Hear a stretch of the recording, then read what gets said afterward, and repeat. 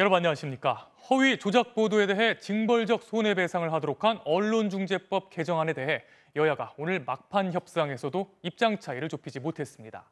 본회의는 내일 오후 5시로 예정돼 있는데요. 강행 처리냐, 연기냐를 두고 여야의 수싸움이 막판까지 치열하게 전개될 것으로 보입니다. 최경재 기자의 보도입니다. 언론중재법 논의가 예고된 본회의 전날까지 민주당과 국민의힘은 날선 기싸움을 벌였습니다. 민주당은 시간 끌기와 발목 잡기에 연연하지 않겠다며 처리 의지를 재확인했고, 국민의힘은 모든 합법적 수단을 통해 법안 처리를 막겠다고 받아쳤습니다. 결국 국회의장 주재로 여야 원내대표가 만났지만 신경전만 계속됐습니다. 언론중재법을 지금 논의되는 것은 언론중재법이라고 불리는 언론재갈법, 언론재갈법 명확하게 제 옆에서도 그렇게 말씀하십니다. 민주당이 내일 언론중재법을 상정할 경우 국민의힘은 무제한 토론으로 맞설 전망입니다. 이 경우 8월 국회가 끝나는 31일 자정이 지나면 무제한 토론은 자동 종료되고 9월 정기국회 첫 회의에서 법안을 처리하게 됩니다. 다만 민주당 안에서도 입법 독주 프레임을 우려한 속도 조절론이 만만치 않은 상황. 이 때문에 어차피 정기국회로 넘어갈 거면 공영방송과 포털 등의 개혁 과제까지 논의를 확대하자는 결론이 나올 가능성도 배제할 수 없습니다. 대선 주자들의 장외 논쟁도 치열해진 가운데 이재명 경기지사는 공영방송 지배구조 개선 입법을 촉구했고, 홍준표 의원은 청와대 앞에서 1인 시위를 벌였습니다. 국민들이 공정하게 뽑아서 언론의 공정성, 특히 공영방송의 공정성에 대해서 의심받는 일이 없도록 하는 게 바람직합니다. 언론중재법은 워낙 중요한 문제라서 문 대통령께서 그만 좀 자중해 주셨으면 합니다. 내일 본회의는 오후 5시로 예고된 가운데 민주당은 비공개 최고위원회의와 의원총회를 잇따라 열고 입장을 최종 정리할 계획입니다. MBC 뉴스 최경재입니다. 오늘 끔찍하고 안타까운 소식이 전해졌습니다. 성범죄 전과자가 전자발찌를 끊고 도주하면서 여성 2명을 살해하는 일이 벌어졌습니다. 경찰은 이 남성이 범행 이틀 만에 자수함에 따라 신원을 확보해 구체적인 범행 경위를 조사하고 있습니다. 그럼 경찰서에 나가 있는 취재기자 연결해서 지금까지의 수사 상황 알아보겠습니다. 구민지 기자, 지금 조사가 진행되고 있습니까? 네, 저는 서울 송파경찰서에 나와 있습니다. 경찰은 현재 56살 강모 씨의 지인들을 참고인으로 불러 조사를 진행하고 있습니다. 강 씨는 오늘 오전 8시쯤 이곳에 직접 승용차를 몰고 와 여성 2명을 살해했다고 자백했습니다. 경찰은 강 씨가 타고 온 차량 뒷자리와 자택에서 각각 시신을 확인했습니다. 숨진 피해자들은 40대와 50대 여성으로 이들은 모두 가정주부인 것으로 전해졌습니다. 이들은 강 씨와 안면이 있었던 사이였지만 강 씨의 이전 범죄와 관련돼 있지는 않은 것으로 알려졌습니다. 경찰은 시신을 부검해 정확한 사인을 파악하고 범행 도구와 동기 등도 확인할 예정입니다. 강 씨는 자수한 이유에 대해선 범행 사실이 곧 발각될 것이라고 생각했기 때문이라고 진술했다고 경찰은 전했습니다. 네, 이 남성이 범행을 저지르고 전자발찌도 끊었는데 직접 자수를 했단 말이에요. 그동안의 행적이 확인이 되고 있습니까? 네, 강 씨는 이틀 전인 지난 27일 오후 자신이 살고 있던 서울 송파구의 원룸에서 먼저 40대 여성을 살해한 것으로 전해졌습니다. 경찰은 오늘 과학수사대를 동원해 강 씨의 집에서 증거물들을 채집했습니다. 그 사건이 나가는 거를 제가 봤죠. 사람이 죽었다는 거를. 12시나 그 정도. 범행 이후 강 씨는 오후 5시 30분쯤 집에서 약 5km 떨어진 신천동 길거리에서 전자발찌를 끊었습니다. 그리고 걸어서 15분 정도 거리인 8호선 몽촌토성역 출구 앞 화단에 훼손한 전자발찌를 버렸습니다. 서울 동부보호관찰소는 전자발찌 훼손을 포착하고 이때부터 경찰과 함께 강 씨를 추적하기 시작했습니다. 하지만 강 씨는 렌터카를 타고 서울역까지 이동한 뒤 차를 버리고 도주했습니다. 이후 하루 동안의 행적은 확인되지 않고 있습니다. 그리고 오늘 아침 강 씨가 경찰에 자수했고 강 씨가 몰고 온 승용차에서 두 번째 피해자인 50대 여성의 시신이 발견됐습니다. 이 승용차는 숨진 50대 여성의 차로 알려졌는데 범행 경위나 동기 등은 아직 조사 중입니다. 경찰은 조만간 강 씨에 대해 살인 등의 혐의로 구속영장을 신청할 예정입니다. 지금까지 서울 송파경찰서에서 MBC 뉴스 구민지입니다. 이 남성은 이미 성범죄를 2번이나 저지른 상태였습니다. 감옥에서 나온 지는 석 달밖에 안 됐는데 이번에 2명의 생명을 앗아갔습니다. 심지어 첫 번째 피해자를 살해할 당시엔 전자발찌를 차고 있었지만 범행을 막지 못했습니다. 이어서 홍신영 기자가 보도합니다. 이틀 만에 여성 2명을 살해한 강 씨는 14차례 처벌을 받았는데 이 중 2건은 성범죄였습니다.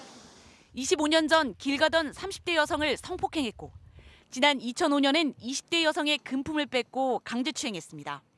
출소 5개월 만에 저지른 이 범행으로 강 씨는 징역 15년을 복역하고 추가로 보호감호 집행을 받던 중 올해 5월 가출소했습니다. 5년간 전자발찌 부착을 명령받았지만 이번엔 출소 3개월 만에 발찌를 찬 상태로 살인까지 저질렀습니다. 사신 분들이 옆에 살면 우리 옆에 우리 뒤에 사는 사람들이 그런 사람이 이웃에 있다는 것을 알 수 없냐고요. 근데 바로 옆에 그런 사람이 있었다는 사실에 너무 무서운 거예요. 신상 공개 대상자가 아니었던 강 씨는 출소 이후 화장품 영업사원으로 일하며 원룸에서 혼자 살았습니다. 전자발찌는 24시간 위치를 추적하는 장치지만 주거지나 주거지 인근에서 범행을 저지르는 경우 예방에 한계가 있습니다. 전자발찌가 훼손되거나 특이 동향이 감지될 경우에만 당국이 추적에 나서기 때문입니다. 이번 사건에서도 강 씨가 전자발찌를 절단한 이후에야 경찰이 강 씨의 소재 파악에 나섰습니다. 실제로 지난 5년간 전자발찌 착용자가 다시 저지른 범죄 303건 중 절반 이상이 거주지 1km 반경 이내에서 발생했습니다. 최근에도 대낮에 한 농촌 마을 길가에서 전자발찌를 착용하고 있던 남성이 한 여성을 성폭행했는데 범행 장소가 주거지 인근이었습니다. 법무부는 전자발찌 착용자의 범죄가 잇따르는 데 대해 고위험 전자감독 대상자의 재범 방지를 위한 대책 마련에 나서겠다고 밝혔습니다. MBC 뉴스 홍신영입니다.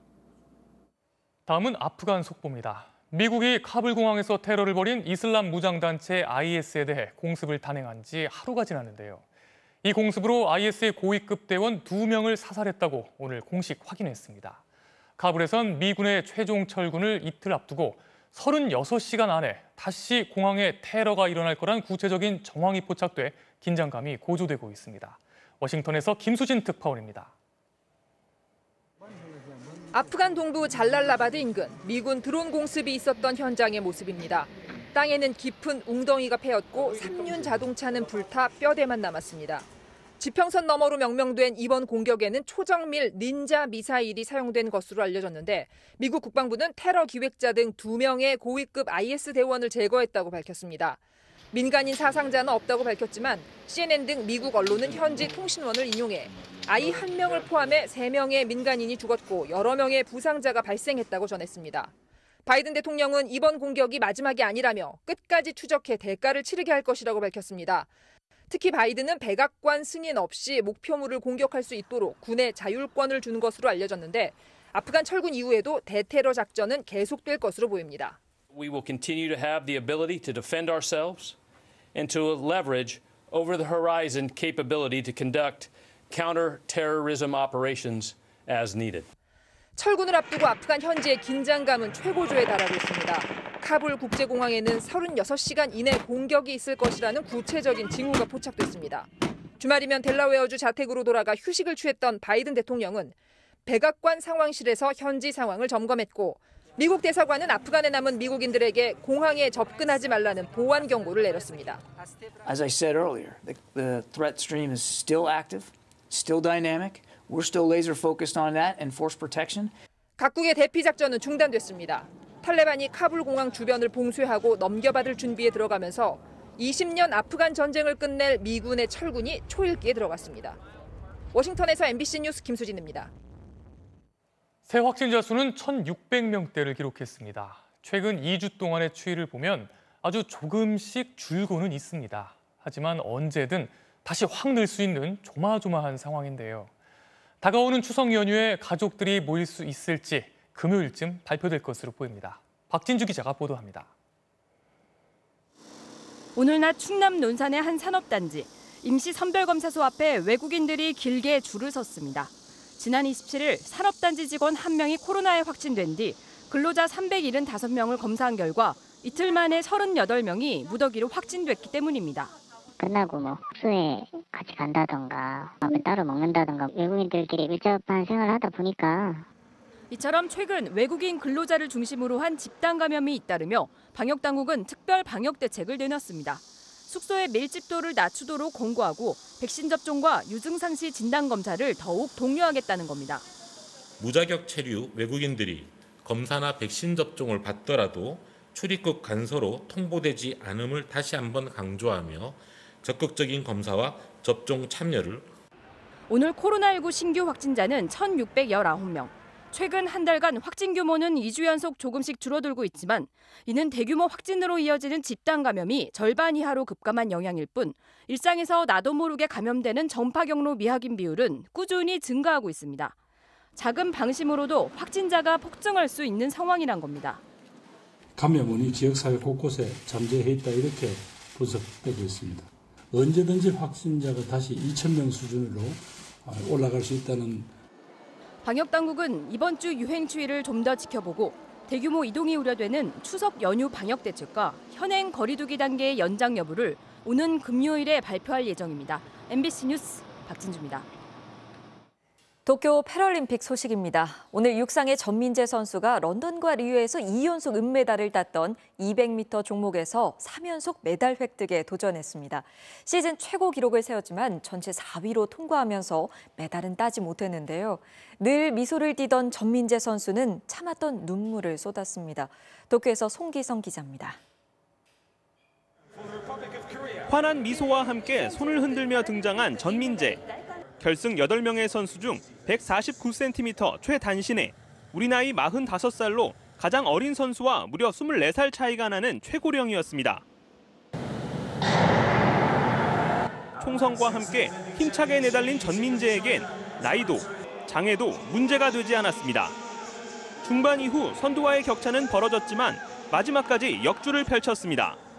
31초 17.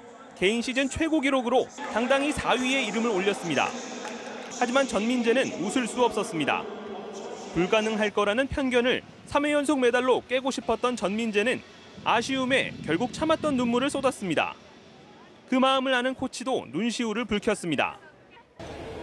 기장의 선수들의 스케줄 못지않게 정말 열심히 많이 했는데 정말 아쉽게 생각합니다. 5살에 뇌성마비 1급 판정을 받았지만 달리기를 하며 희망과 꿈을 찾았던 전민재. 리우 패럴림픽에선 은메달을 목에 걸고 불편한 손 대신 발로 한자 한자 적어온 편지로 마음을 전했습니다. 힘든 상황에 좌절하며 서러운 눈물을 삼켜야 했고 주변의 곱지 않은 시선에도 저는 포기하지 않고 지금 여기까지 왔습니다. 이번에도 딸의 역주를 자랑스럽게 지켜본 어머니에게 메달은 중요하지 않았습니다. 우리 민재 이제 따지면 100m 더 열심히 이제 힘내갖고 한번 해보자. 민재야 화이팅! 작은 거인 전민재의 질주는 오늘도 거침없었습니다. 아쉬움은 뒤로하고 오는 수요일 100m에서 다시 한번 메달에 도전합니다. 도쿄에서 MBC 뉴스 송기성입니다. 이번 패럴림픽에 출전하지 못한다고 전해졌던 아프가니스탄 선수들이 극적으로 도쿄에 도착했습니다. 여자 태권도의 자키아 쿠다다디 선수와 남자 육상 호사인 라소 울리 선수인데요. 특히 이번 패럴림픽에 처음 채택된 태권도 종목에 출전하는 쿠다다디 선수는 아프가니스탄 여성으로는 최초로 패럴림픽에 출전한 선수입니다. 조국형 기자입니다. 어제 저녁 도쿄의 하네다 공항. 아프간 선수 2명이 무사히 도착했습니다. 여성 장애인 태권도 선수 자키아 쿠다다디와 남성 육상 선수 호사인 라소울리입니다. 눈빛엔 긴장감과 안도감이 교차합니다.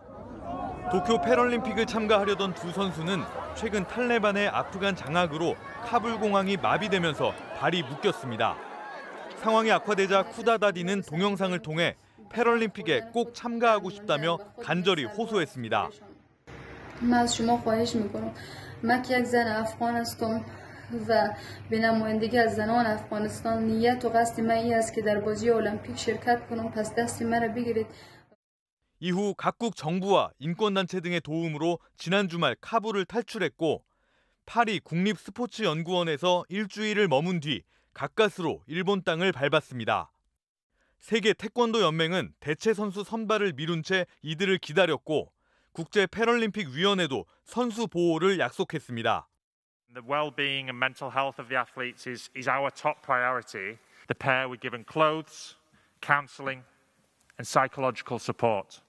아프간 최초의 여성 패럴림픽 선수인 쿠다다디는 다음 달 2일 태권도 여자 49kg급에, 라소울리는 31일 남자 멀리뛰기 경기에 출전할 수 있게 됐습니다. MBC 뉴스 조국현입니다. 여야 대선 레이스 소식도 알아보겠습니다. 민주당은 충청권을 시작으로 경선 투표가 임박한 가운데 대세론이냐 뒤집기냐 주자들의 움직임이 치열해지고 있습니다. 또 내일부터 후보 등록을 시작하는 야권에선 경선 규칙과 주요 정책을 두고 주자들 간 공방이 달아올랐습니다. 김정인 기자입니다. 모레부터 대의원과 권리당원을 시작으로 민주당 첫 경선 투표가 시작되는 충청권. 대세론을 굳히려는 이재명 후보는 첨단 산업벨트 공약을 발표하며 공중전에 나섰습니다. 과학기술, 바이오, 반도체, 2차 전지, 디스플레이로 이어지는 충청권 첨단 산업벨트를 조성하겠습니다. 반전을 노리는 이낙연 후보는 투표권자인 당원들을 잇따라 만나 지상전으로 맞섰습니다. 안심할 수 있는 그런 변화, 혁신, 그것을 착실하게 해나가야 된다고 생각합니다. 권리당원 대의원 투표도 여러분과 같은 마음. 대선 출마를 선언한 정의당 심상정 의원은 낡은 양당 체제에 불판을 갈아야 한다며 완주 의지를 밝혔습니다. 국민의힘 후보 등록도 하루 앞에 다가온 가운데 윤석열 전 검찰총장이 출마 선언 2달 만에 첫 정책 공약을 발표했습니다. 무주택 청년에게 낮은 원가로 주택을 제공하는 청년 원가주택 30만 호 공급을 공약했습니다. 5년 이상 거주 후 원가주택 매각을 원할 경우 국가에 매각하도록 하되 매매 차익 중 70%까지 입주자에게 돌아. 부동산 세제와 대출 규제, 재건축 규제 등은 풀겠다고 밝혔습니다. 이에 대해 홍준표 의원과 유승민 전 의원은 청년 원가주택의 경우 포퓰리즘적 구상이고 허황된 공약이라고 비판했습니다. 또 윤석열 캠프와 정홍원 선관위원장이 경선 여론조사에서 역선택을 방지하는 조항을 추진하려 한다는 비판도 나왔습니다. 우리 국민의힘 스스로 고립시키는 조항이고 이렇게 해서는 저는 정권 교체 절대 할 수 없다고 보기 때문에 반대하는 겁니다. 이에 대해 윤 전 총장은 대응하지 않겠다. 경선 규칙과 관련해선 선관위의 결정에 따르겠다고 밝혔습니다. MBC 뉴스 김정인입니다. 기준금리가 인상되며 그 여파가 나타나고 있습니다. 다음 주부터 주요 시중은행들이 예금과 적금 금리를 올릴 예정이고 하반기부터는 주택담보대출 금리도 영향을 받을 것으로 보이는데요. 하반기에는 추가 금리 인상 가능성도 있습니다. 김세로 기자입니다. 가계부채 1,800조 원, 이 가운데 주택담보대출이 절반 이상입니다. 석 달 사이 17조 원이 더 늘었습니다. 신용대출은 757조 원으로 2.9% 늘었습니다. 결국 금융당국은 대출 옥죄기에 나섰고 한국은행도 기준금리를 올렸습니다. 은행들은 금리 인상분을 반영해 예금 금리를 조정하기 시작했습니다. 인터넷 전문은행 K뱅크가 일부 예금 상품 금리를 0.2%포인트 올린 데 이어 신한은행은 내일부터, NH농협은행도 다음 달 1일부터 예금과 적금 금리를 최대 0.3%포인트 올리기로 했습니다. 다른 은행들도 마찬가지입니다. 카카오뱅크와 KB국민, 하나, 우리은행 등도 기준금리 인상분을 반영해 이르면 다음 주부터 수신금리를 인상할 예정입니다. 저희 은행 같은 경우에는 금리 인상 시기라든지 인상폭은 확정되진 않았지만 향후의 인상 여부를 검토 중에 있습니다. 다음 달 중에 오르는 시중은행들의 수신금리가 오는 10월에 발표되는 코픽스 금리에 반영되면서 주택담보대출 금리도 오를 전망입니다.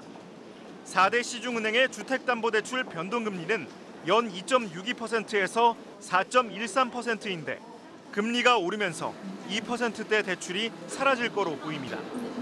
더욱이 하반기엔 추가 금리 인상 가능성도 있습니다. 이미 한국은행에 이어 금융당국은 가계대출을 더 조이겠다고 예고했습니다.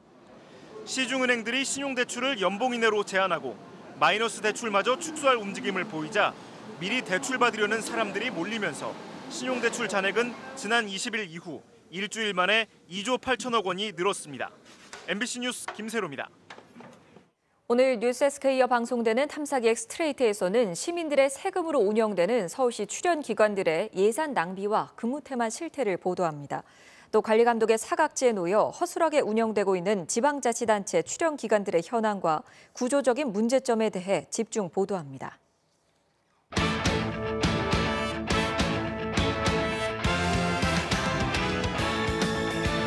일요일 밤 스포츠 뉴스입니다.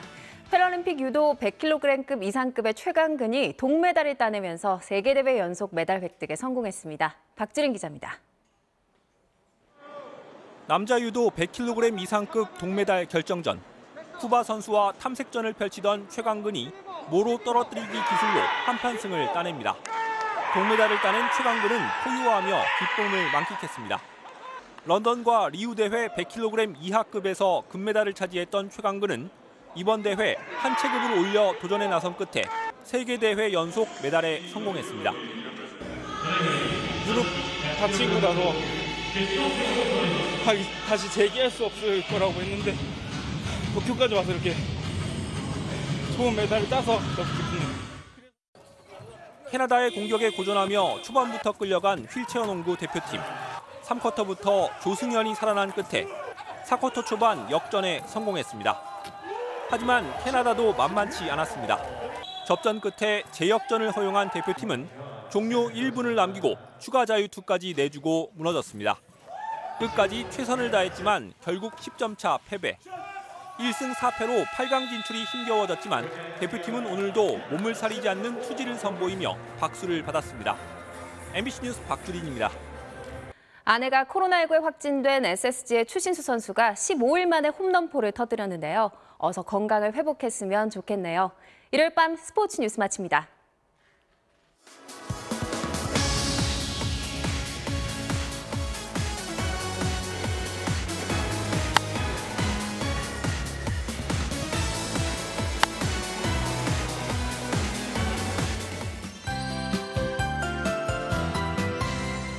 오후 들어 중부지방에는 파란 하늘이 제 모습을 드러냈습니다.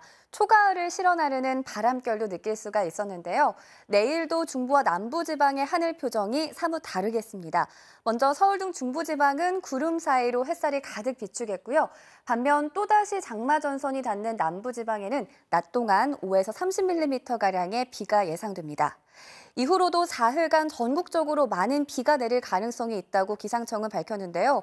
특히 화요일인 모레는 충청과 경북 지방에 벼락을 동반해 시간당 30에서 최고 50mm가량의 강한 비가 집중될 수 있겠습니다. 일단 내일은 호남과 경남 서부 지방에 낮 동안 비가 조금 오겠고요. 중부 지방은 간간히 구름만 지나겠습니다. 제주도에는 오후에 5에서 20mm가량의 소나기가 내리겠습니다. 내일 아침 기온은 서울과 대구가 21도 등으로 선선함이 감돌겠고요. 한낮에는 서울 28도, 대전 27도가 예상됩니다. 대구 등 남부지방도 예년 이맘때 수준을 보이겠습니다. 보시는 것처럼 주 중후반까지도 비구름이 자주 지나는 가운데 추가적인 비 피해 없도록 대비를 철저히 하셔야겠습니다. 날씨였습니다. 일요일 밤 뉴스데스크 마칩니다. 고맙습니다.